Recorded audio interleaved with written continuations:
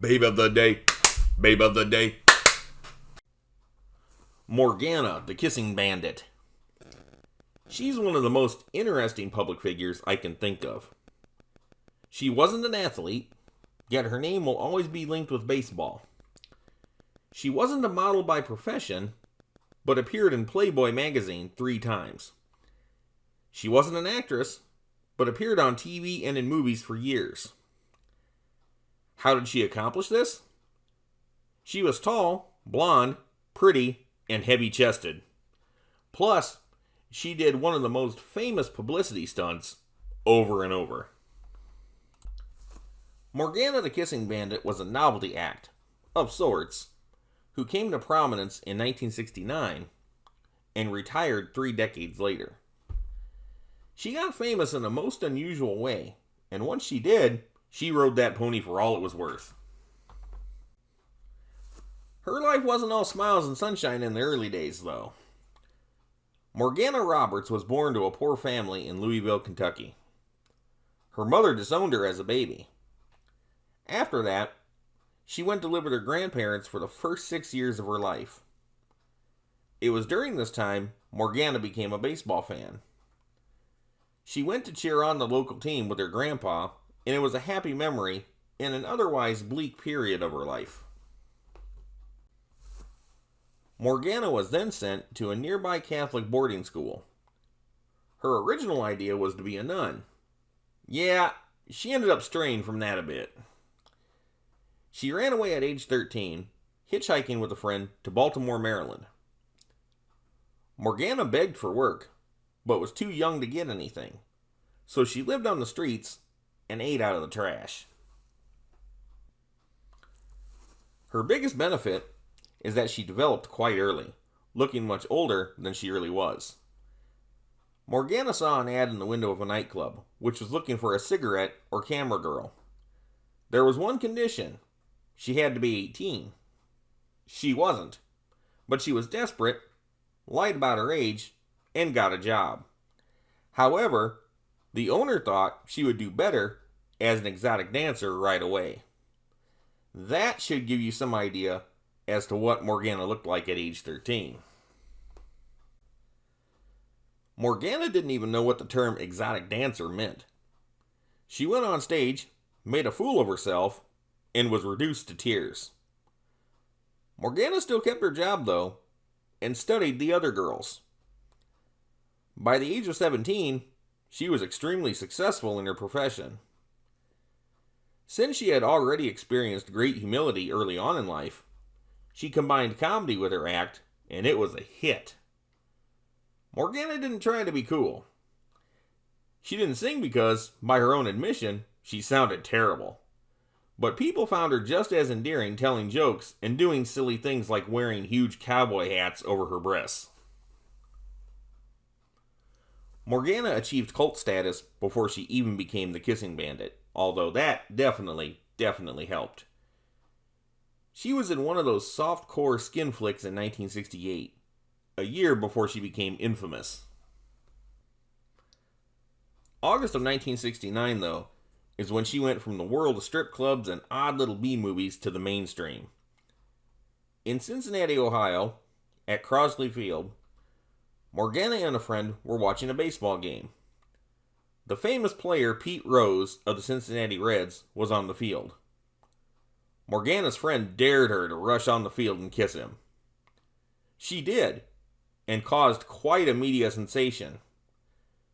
Pete Rose, infamous for his bad temper, among other things, initially reacted with swear words. After the dust settled, though, he tracked her down the next night and brought her flowers. A Cincinnati sports writer dubbed her the Kissing Bandit, and a reputation was made. Over the years, she kissed many baseball players, and extended it to basketball and hockey players. At one point, she even kissed the San Diego Chicken mascot. She would also get umpires, managers, and owners. She confined her kisses to the cheek and not the lips. It made the wives of these men less upset. Most players and spectators enjoyed the running gag of Morganna the Kissing Bandit. It wasn't, however, without its perils. She was reportedly arrested 19 times, sometimes beaten by security guards, suffered various injuries jumping from the stand to the field, and even got hit by a freshly pitched baseball. It shouldn't have gone this far, but she was even put on trial, although the courtroom would be full of laughs and the case would get thrown out. Morganna paid fines, for sure, but her stunts earned her millions of dollars. Of course, people would want to come see the outlaw kissing bandit at her strip club performances. She also became known as the Wild One. Morganna did a handful of B-movies, but that wasn't really her thing. Appearing on late-night talk shows like Johnny Carson and David Letterman was a lot more lucrative. Plus, she often hosted a local morning talk show called Good Morning Columbus. Morganna was hired to make public appearances of all kinds, and was really favored by car shows and trade conventions. She got her own series of baseball cards, and even became part owner of a minor league baseball team. Her name was put on a successful brand of peanuts, and she even made it into the Baseball Hall of Fame. Not bad for doing something she wasn't supposed to be doing in the first place. It's a little surprising Morganna didn't make it into Playboy magazine earlier than she did. But once she did, she was quite a sensation. And getting into Playboy always meant big bucks and greater notoriety. She first appeared in the June 1983 issue. Morganna came back in the April 1985 issue, then made one last visit in September 1989. Morganna did all kinds of stuff and kept herself in the spotlight, even bungee jumping over a baseball field. She always preferred to think of herself as a comedian rather than a sex symbol. Sorry, girlie, you're both. Her last real notable public appearance was in the 1996 comedy movie Kingpin, starring Woody Harrelson and Randy Quaid. She played herself in this really funny offbeat movie. It was actually an appropriate vehicle for her, and she should have been in a lot of other goofy movies like this. In 1999, Morganna retired from everything. She married her second husband at age 22, shortly after her Kissing Bandit fame began, and currently lives with him in Ohio. She has a son from an earlier marriage. Unlike most people who say they're retired and still pop up everywhere, Morganna means it. She no longer gives interviews, but made two notable exceptions. One was in 2014 for a documentary about her on ESPN. The other was in 2019 upon the 50th anniversary of her first on-field kiss. It was, after all, a golden anniversary worth remembering.